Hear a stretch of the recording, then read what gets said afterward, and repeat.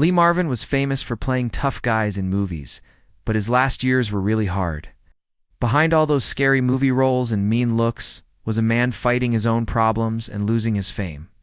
His big fancy house now sits empty, like a spooky reminder of Hollywood's old days. From his messy relationships with his wife and kids, to the sad truth about how he died and how much money he had, this is the secret story about how a big movie star's life ended. When we talk about Lee Marvin's houses, we have to mention his ranch home in the desert of Tucson, Arizona. Oh. Some people said he found peace and quiet there, far away from all the Hollywood craziness.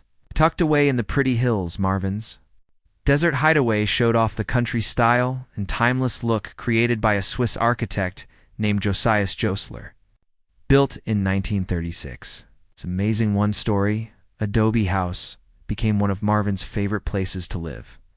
A quiet, safe place where the tough actor could relax, think, and live close to nature that he loves so much. Covering about 12.2 acres of beautiful desert land with cacti and desert plants. The home is still a great example of Josler's building ideas. It's known for mixing European style with Southwestern usefulness. Josler made homes that were both pretty and strong enough to last in Arizona's harsh weather. Marvin's home was no different. The thick handmade adobe walls kept the house cool and looked charming, while the wooden ceiling beams you could see and the handmade metalwork added a special feeling of good craftsmanship and history. The home's direction and big windows took full advantage of the scenery around it, giving always changing views of desert plants, golden sunlight, and faraway mountains. Inside, the home had an open floor plan that felt both big and cozy. The high-beam ceilings made it feel spacious, while cozy touches like small nooks, curved doorways, and a traditional wood-burning fireplace made the inside feel warm. Natural materials like stone, wood, and clay were used everywhere, making you feel connected to the desert land just outside the door. Marvin really liked the big living room where he could have close friends over, sip a drink by the fire, or just sit quietly, surrounded by the peaceful desert. The house also had features perfect for Arizona's hot weather, including shaded porches, patios for eating outside, and a saltwater pool that felt great during hot summers. These outdoor living spaces showed off Josler's skill at connecting indoor and outdoor areas, a building style that still defines the area's most famous homes. The pool area, surrounded by grown desert plants, was like a peaceful oasis for Marvin, and his guests perfect for relaxing and quiet thinking under the open sky. Marvin, who fought in World War II and always loved the American West, was drawn to places where nature was louder than city sounds. His Tucson home was less like a celebrity mansion and more like a rough hideaway that showed his real personality. Unlike the flashy compounds of Beverly Hills or Palm Springs, this property showed a deeper connection to the land, raw, real, and lasting. The desert's huge quietness matched the actor's own inner feelings, making the house more than just a place to live. It was, in many ways, a reflection of who he really was deep down. Years after Marvin died in 1987, the home showed up in public again when it was put up for sale on Realtor.com, clearly advertised as the actor's old home. This proved it was real and brought back interest in both the home's building history. In Marvin's famous story, Lee Marvin's personal life was as interesting and complicated as many of the tough guy roles he played in movies. Though audiences knew him for his cold stare, powerful presence, and no-nonsense personality, his private world was a complicated mix of family love, stormy relationships, and finally finding lasting love again. In April 1952, Marvin married Betty Ebling, a marriage that started a family life that would define much of his off-screen identity during the 1950s and early 1960s. Together they had 4 children, a son, Christopher Lamont Marvin, born the same year they got married, and 3 daughters, Courtney Lee, Cynthia Louise, and Claudia Leslie, who was born in 1958. The family lived a pretty quiet life, though Marvin's growing fame in Hollywood eventually brought more stress to the marriage. Despite Marvin's acting career success, marked by his Academy Award win for Cat Ballou in 1965, his marriage with Betty was falling apart behind the scenes. After years of tension, the couple separated for 2 years before officially getting divorced. In January 1967, their breakup wasn't without emotional pain.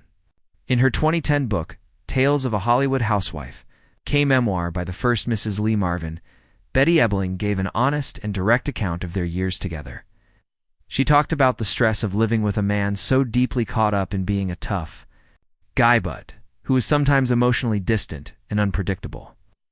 Most importantly, she claimed that Marvin had an affair with actress Anne Bancroft, an accusation that, though never confirmed by Marvin himself, added to the legend of his complicated love life.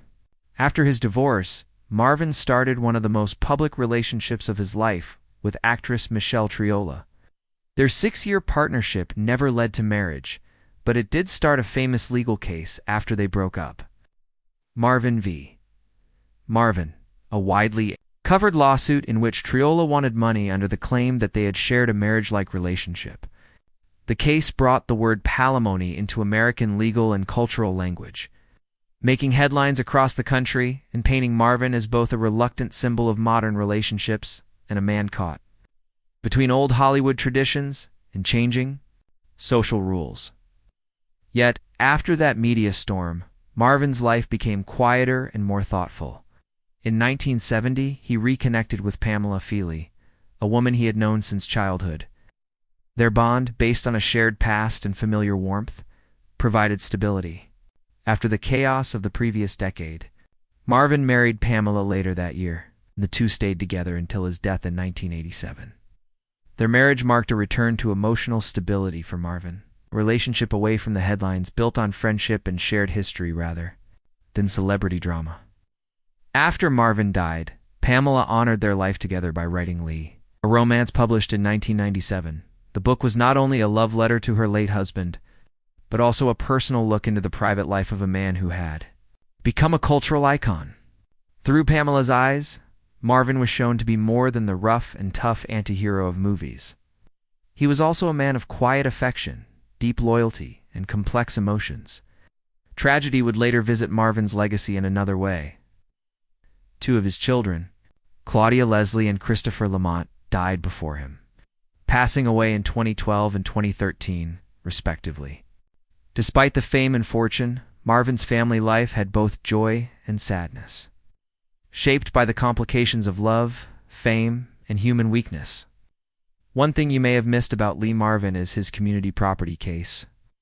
In 1971, he found himself at the center of one of the most groundbreaking and controversial legal battles in Hollywood history, a case that not only changed the rules of domestic partnerships in the public eye, but also created a new legal term, palimony. The lawsuit was filed by his former live-in girlfriend, Michelle Triola, whose last name he never legally gave her, but which she chose to use. Their relationship had ended the year before, after living together for 5 years. From 1965 to 1970, what followed was a legal and cultural storm that would forever connect their names in American legal history. Michelle Triola, a dancer and wannabe actress, met Marvin during the height of his fame. Their relationship, though never made official by marriage, was like a traditional marriage in structure. They shared a home, lived as a couple, and according to Triola had made spoken agreements about sharing income and property. After the relationship ended, Triola filed a lawsuit against Marvin, saying that she had given up her own career to support his, and that he had promised to take care of her financially for life. Her claims were emotional and detailed. Triola said that during their relationship, she became pregnant by Marvin 3 times. 2 of those pregnancies, she said, ended in abortions that he paid for, and the 3rd ended in a miscarriage. Most sadly, she claimed the 2nd abortion left her unable to have children in the future. These revelations added deeply personal and painful layers to an already high-profile case, fueling widespread media coverage and public interest. The lawsuit demanded money similar to what a legal spouse might get in a divorce, spousal support or alimony, despite not having a marriage certificate. The case Marvin v. Marvin made its way to the California Supreme Court and resulted in a landmark 1976 decision.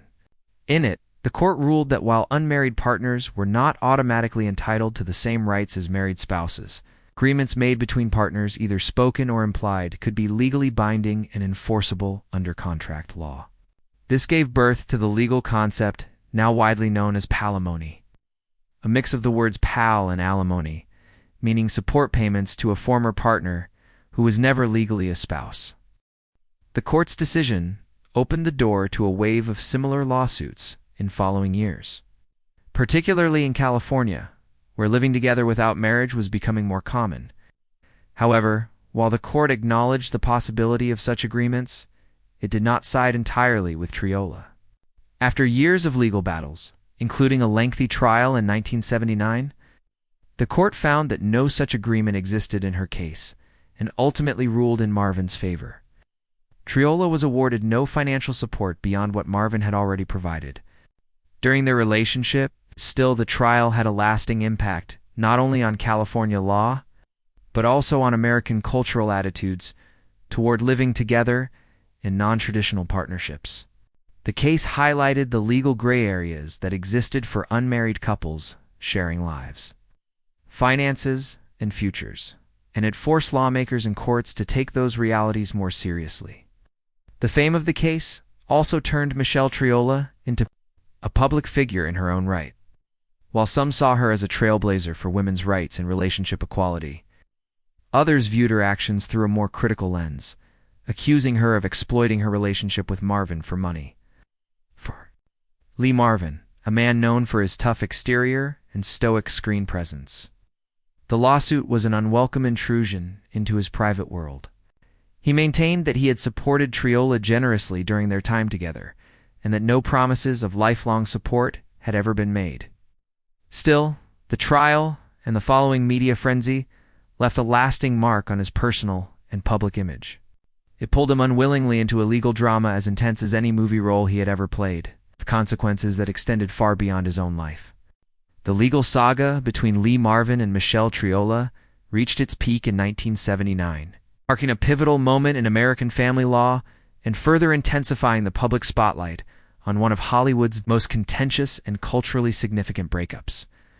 After years of court battles following their 1970 split, the Los Angeles Superior Court made a landmark ruling. Marvin was ordered to pay Triola $14,000 for rehabilitation purposes. This amount was meant to help her reestablish herself professionally and financially after dedicating years to their domestic partnership. While this award was a partial victory for Triola, it fell far short of her original claims.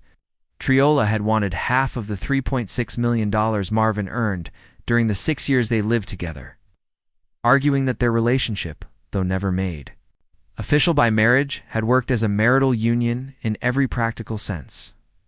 However, the court drew a firm line between the rights given to legally married spouses and those in non-marital relationships. It concluded that California's community property laws, which ensure equal division of property and income acquired during a marriage, did not automatically extend to couples who had simply lived together without being married.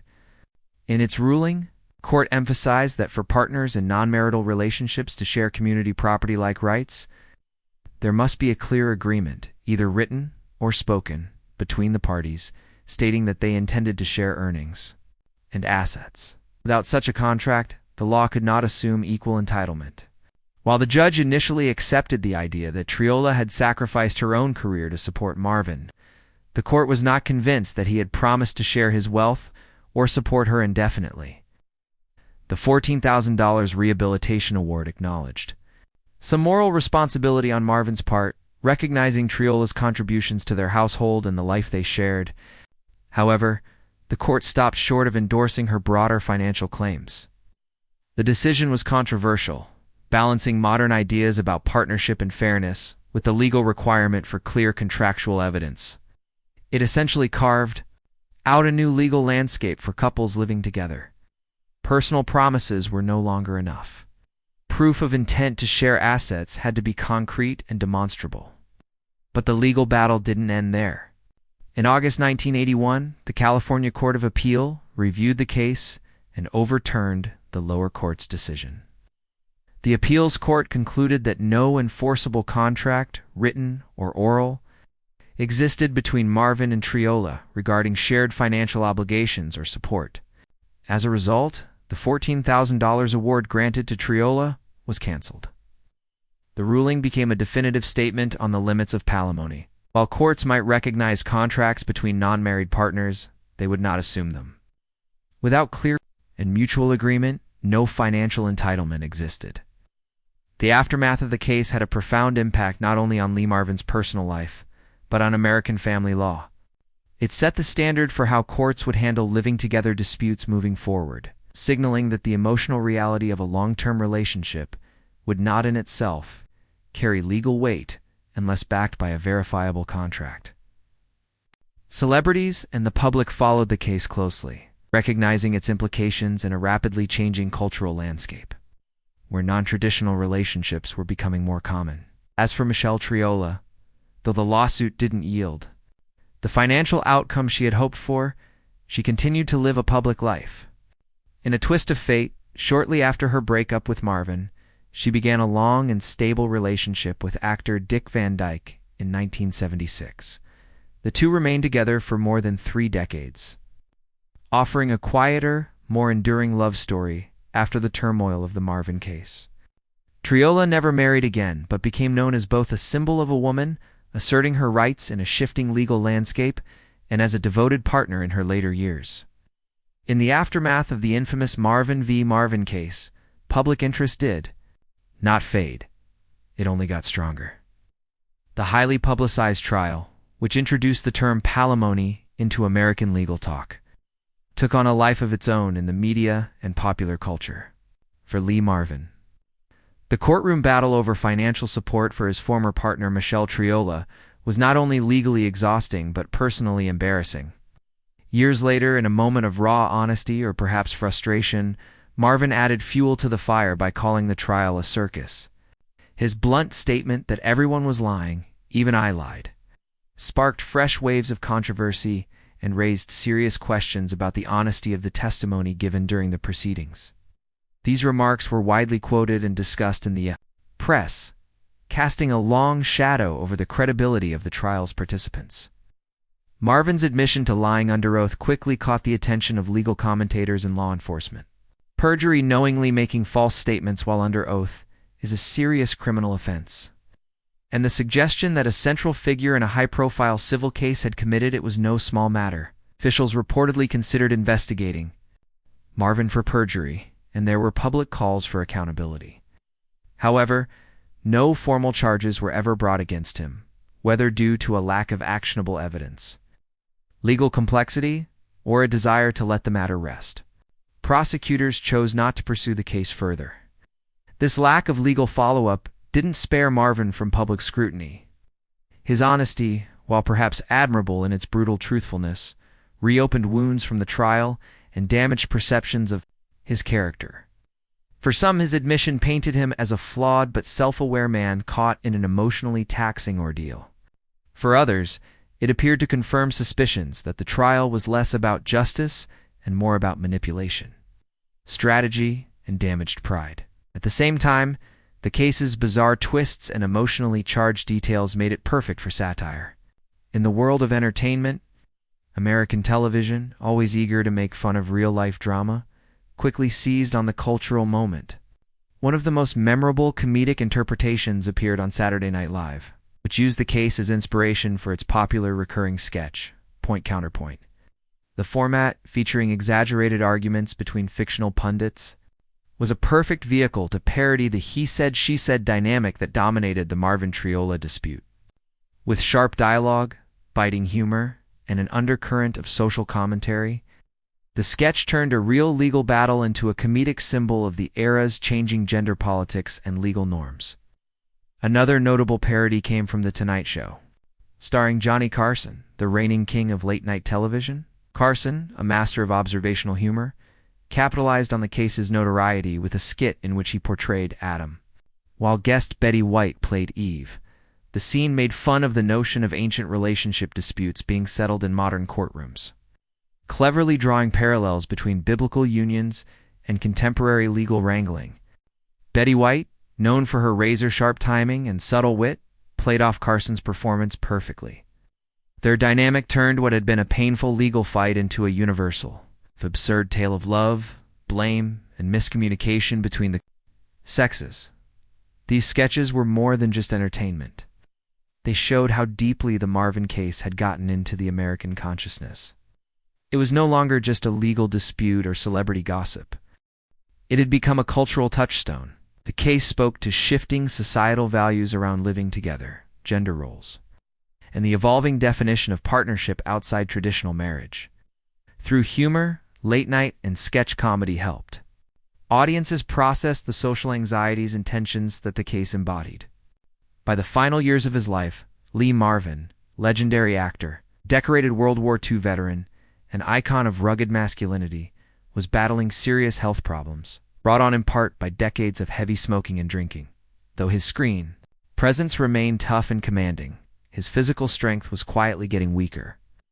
The man who once strutted across the silver screen in war epics and gritty westerns was facing a much more personal and difficult fight, one against his own deteriorating health. In December 1986, Marvin's condition took a dramatic turn for the worse. He was hospitalized for more than 2 weeks due to complications related to coccidioidomycosis, also known as valley fever, a fungal infection caught from spores found in the dry soils of the southwestern United States, particularly in regions like Arizona and California, where Marvin had spent a significant portion of his life. For most people, valley fever results in flu-like symptoms. But in individuals with compromised health, it can escalate dangerously. Marvin's case was severe. Infections spread to his lungs and caused breathing problems, forcing doctors to give him high-dose steroids in an effort to reduce inflammation and support his breathing. While the steroids helped stabilize his lung function, they also triggered severe side effects. His already weakened body struggled to cope with the powerful medication. Tragically, he suffered major intestinal ruptures, a critical and life-threatening complication. In response to the rupture, Marvin underwent a colectomy, a surgical procedure involving the removal of all or part of the colon. This invasive operation is typically performed only in extreme cases. And for Marvin, it marked a further decline in his overall health. Though he survived the surgery, it left him physically fragile and diminished. A shadow of the robust figure who once dominated Hollywood with his gravelly voice and steely gaze. Despite his long and difficult recovery, Marvin's health never fully came back. Less than a year later, on August 29, 1987, Lee Marvin died of a heart attack at the age of 63. The news of his death reverberated through the Seth entertainment industry, with fans and colleagues alike mourning the loss of a man who had redefined the anti-hero type in American cinema. Though known for playing hard-edged characters with moral confusion, off-screen Marvin was remembered as loyal, principled, and unpretentious, a war hero who never forgot his roots or the cost of fame. Fittingly, Marvin was laid to rest with full military honors at Arlington National Cemetery, a distinction that underscored not just his film legacy, but also his valor as a combat veteran. Before his acting career, Marvin had served in the U.S. Marine Corps during World War II, fighting in the brutal Battle of Saipan, where he was wounded and later awarded the Purple Heart. His military service remained a central part of his identity. Throughout his life, his burial at Arlington signified national recognition of his contributions both in uniform and on screen. Marvin's funeral brought together friends, family, and former military comrades, all paying tribute to a man who had lived with intensity and purpose. He was buried alongside thousands of other American servicemen and women beneath the quiet dignity of Arlington's rolling green hills, far from the glare of the spotlight, but exactly where he belonged. His grave, marked by a simple white headstone, serves as a lasting symbol of his dual legacy, Hollywood star and wartime hero. Are you curious about Lee Marvin's early years before he became famous? His family tree goes deep into American history, and though he would come to represent a rough-edged, rebellious masculinity on screen, his early life was steeped in both tradition and privilege. His father, Lamont Waltman, Marvin Sr., was a World War I veteran who had served with the Army Corps of Engineers before moving to a civilian career as an advertising executive. His mother, Courtney Washington, Davidge Marvin, worked as a fashion writer, reflecting a family well-positioned within New York's cultural and intellectual circles. Marvin's ancestry was a source of historical intrigue. He was a first cousin for times removed of Confederate General Robert E. Lee. An ironic connection, considering that Marvin would later play tough, anti-establishment characters in war films and westerns. Additionally, he was a second cousin, 6 times removed of George Washington, the first president of the United States. This rich lineage also included Matthew Marvin Sr., a direct ancestor who moved from Great Bentley, Essex, England, in 1635, and was among the founders of Hartford, Connecticut. The Marvin family tree was in many ways a tapestry of America's past, rooted in war, governance, and pioneering spirit. Despite these distinguished connections, young Lamont Marvin Jr. did not conform easily to traditional expectations. He began studying the violin in childhood, but music held little interest for him compared to the lure of the outdoors and the thrill of physical adventure. School was an even greater challenge. He disliked structured education and consistently performed poorly in academic settings.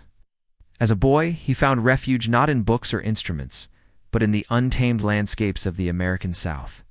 During his teenage years, he often escaped into the wilds of Florida's then uncharted Everglades, where he spent weekends hunting deer, bobwhite quail, wild turkey, and even puma.